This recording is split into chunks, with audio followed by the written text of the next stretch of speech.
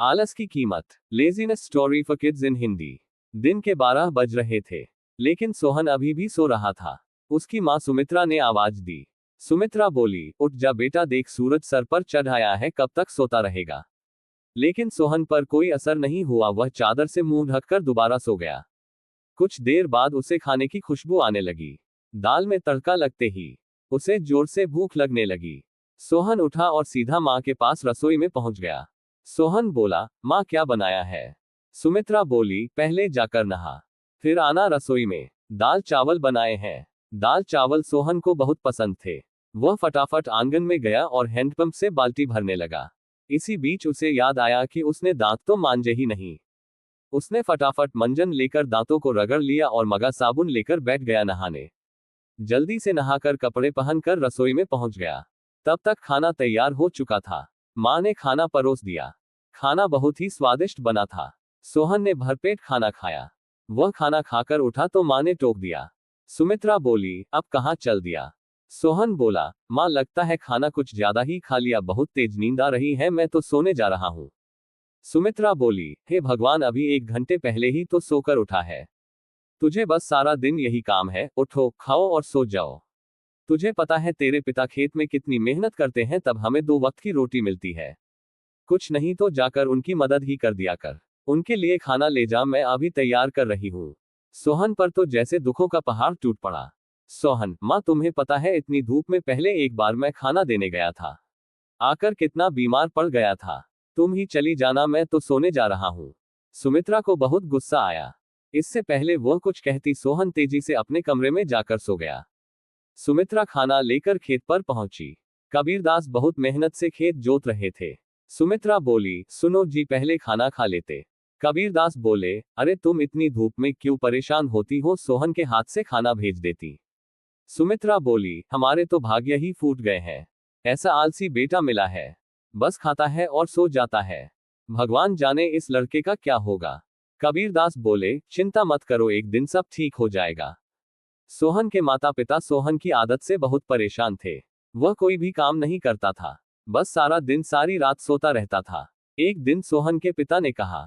कबीरदास बोले, बेटा मैं खाद और यूरिया लेने शहर जा रहा हूँ, 2 दिन लग जाएंगे। फसल तैयार होने वाली है, तू सुबह खेत पर चले जाना और सारा दिन वहीं रहना, शाम को खाना खाकर रात को वहीं सोने चले जाना, कहीं कोई जानवर खेत में न घुस जाए या कोई और हमारी फसल को नुकसान न पहुंचा दे। सोहन बोला, पिताजी मुझसे ये सब नहीं हो पाएगा, आप माँ को बोल दीजिए।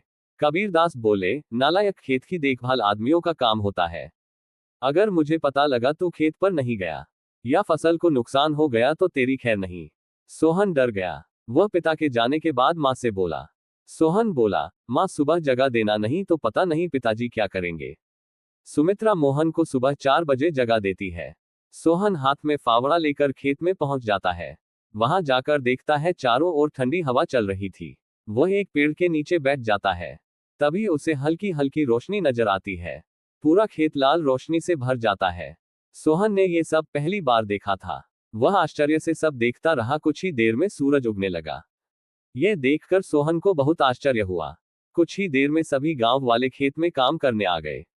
सब अपने अपने खेत पर काम कर रहे थे। सोहन पेड़ के नीचे बैठा था। तभी उसके पास के खेत से माधो काका आए। माधो काका बोले, सोहन मेरे खेत में पानी लग गया, अब तू अपने खेत में पानी काट ले। सोहन बोला, काका मुझे तो कुछ पता नहीं, ये सब तो पिताजी ने कभी नहीं बताया। माधो काका, बेटा कभी पिता के साथ खेत पर आया है तो तुझे पता होगा। माधो काका ने अपने बेटे को बुलाकर पानी सोहन के खेत की ओर कर दिया। माधो काका बोले, जब पूरा खेत भर जाए तो हमें बता देना। सोहन बैठकर देखता रहा, लेकिन सुबह जल्दी उठने के कारण उसे नींद आ गई। खेत में पानी बहुत ज्यादा भर गया। तभी माधो काका दौड़ते हुए आए। माधो काका बोले, नालायक, यहाँ सोने आया था, अपने पिता की सारी मेहनत बर्बाद कर दी, सारी फसल नष्ट हो गई। सोहन हड़बड़ा कर उठा। उसका खेत पानी से लबालब भरा हुआ था। माधो काका ने जल्दी से पानी दूसरी ओर काटा, लेकिन तब तक बहुत देर हो चुकी थी। लगभग आधी फसल खराब हो चुकी थी। सोहन बोला, काका अब कुछ नहीं हो सकता क्या। माधो काका, नहीं बेटा, तैयार फसल का ध्यान बच्चे की तरह रखना पड़ता है। समय से पानी देना, खाद देना, जानवरों से बचाना, इसीलिए हम दिन रात खेत पर रहते हैं। अब तो भगवान ही मालिक है। सोहन पेड़ के नीचे बैठा रोता रहा। दोपहर को सुमित्रा खाना लेकर आई। उसे सब पता लगा तो उसने भी सोहन को बहुत डांटा। शाम को सोहन घर नहीं आया, न ही उसने खाना खाया। उसकी भूख प्यास नींद सब उड़ चुकी थी। अगले दिन जब कबीरदास घर वापस आए तो उन्होंने सोहन के बारे में पूछा। सुमित्रा ने सारी बात बता दी। कबीरदास सब छोड़कर दौड़ते हुए खेत पर पहुंचे। उन्होंने देखा मोहन पेड़ के नीचे बैठा रो रहा था। आधी फसल खराब हो चुकी थी। सोहन बोला, पिताजी मुझे माफ कर दीजिए, मेरे आलस ने इतना बड़ा नुकसान कर दिया। आप चाहें तो मुझे पीट लीजिए। कबीरदास बोले, नहीं, तुझे मारने से फसल ठीक नहीं होगी। वादा कर आज के बाद कभी आलस नहीं करेगा। चल अब घर चल, वहीं बात करेंगे। दोनों घर आ जाते हैं। सोहन की आंखों से अभी आंसू बह रहे थे। सुमित्रा ने उसे खाना दिया, लेकिन उसने नहीं खाया और वह अपने कमरे में जाकर रोने लगा। सुमित्रा बोली, जी अब क्या होगा, आधी फसल तो बर्बाद हो गई। कबीरदास बोले, सुमित्रा कोई घाटे का सौदा नहीं है। आधी फसल देकर अगर बेटा सुधर गया तो यही काफी है।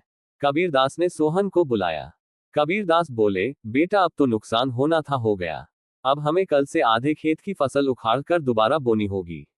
सोहन बोला, पिताजी आप बाकी आधे खेत में खाद यूरिया लगाकर उसे काटने का इंतजाम कीजिए। मैं इस पर अकेले काम करना चाहता हूँ।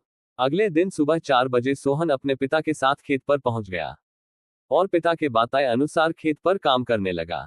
4 महीने कठिन परिश्रम करने के बाद नई फसल कुछ बढ़ती हुई दिखाई देने लगी। सोहन अब एक कर्मठ मेहनती इंसान बन चुका था।